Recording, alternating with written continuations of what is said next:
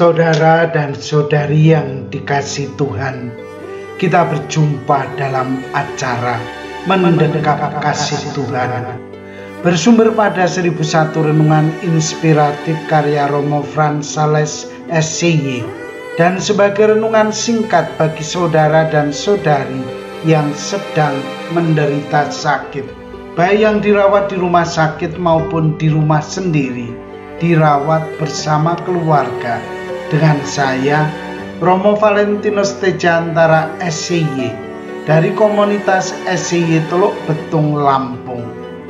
Pada hari ini kita ingin merenungkan tema mengenal kehendak Tuhan. Suatu hari seorang kehilangan anjing yang sangat disayanginya. Ia berusaha keras untuk menemukan anjingnya yang hilang itu. Tetapi usaha kerasnya belum membuahkan hasil. Karena itu, ia memasang iklan di sebuah surat kabar dan memberikan ciri-ciri anjing yang hilang itu. Ia juga menjanjikan hadiah bagi siapa saja yang dapat menemukan anjing kesayangannya itu. 2 hari kemudian ia menerima telepon dari seseorang yang tinggal lebih kurang 150 km dari rumah tempat tinggalnya. Penelpon itu berkata bahwa ia telah menemukan anjing yang sangat cocok dengan ciri-ciri yang disebutkan dalam iklan surat kabar yang dibacanya. Anjing itu dibawa ke rumahnya dalam keadaan sangat lemah, tetapi tetap tidak mau makan walaupun sudah dibujuk sekuat tenaga untuk makan. Pemilik anjing itu berkata, "Cobalah saya bicara dengan anjing itu." Telepon itu dibawa ke dekat anjing itu dan pemiliknya berbicara memanggil-manggil nama anjing itu. Mendengar suara tuannya, anjing yang tadinya lemah dan murung itu segera tampak segar dan ceria. Anjing itu mengibas-ngibaskan ekornya. Lantas ia mencari-cari tuannya di ruang itu, serta berputar-putar di kolong meja. Ketika anjing itu tahu suara tuannya bersumber dari telepon, ia menghampiri telepon itu. Ia mendengar suara tuannya dengan penuh perhatian. Pemilik anjing itu mencatat alamat penelpon dan segera mengendarai mobilnya menuju ke sana.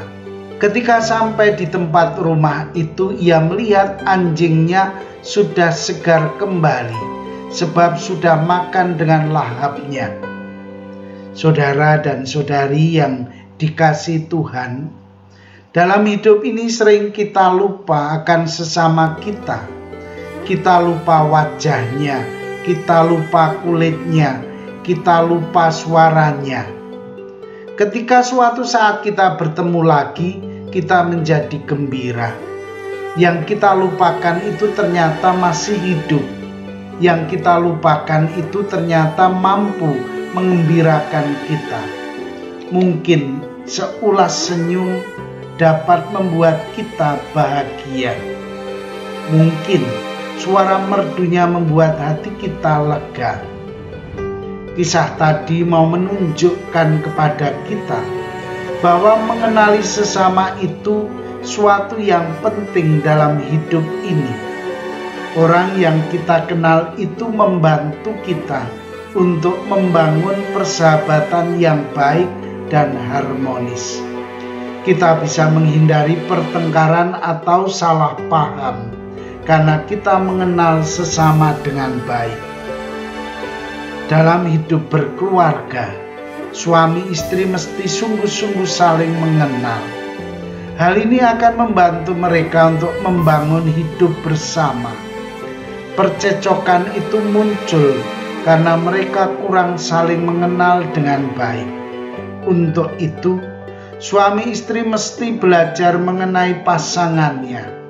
Tidak cukup belajar hanya 1 atau 2 hari, Belajar tentang pasangan ini berjalan seumur hidup, tidak pernah berhenti.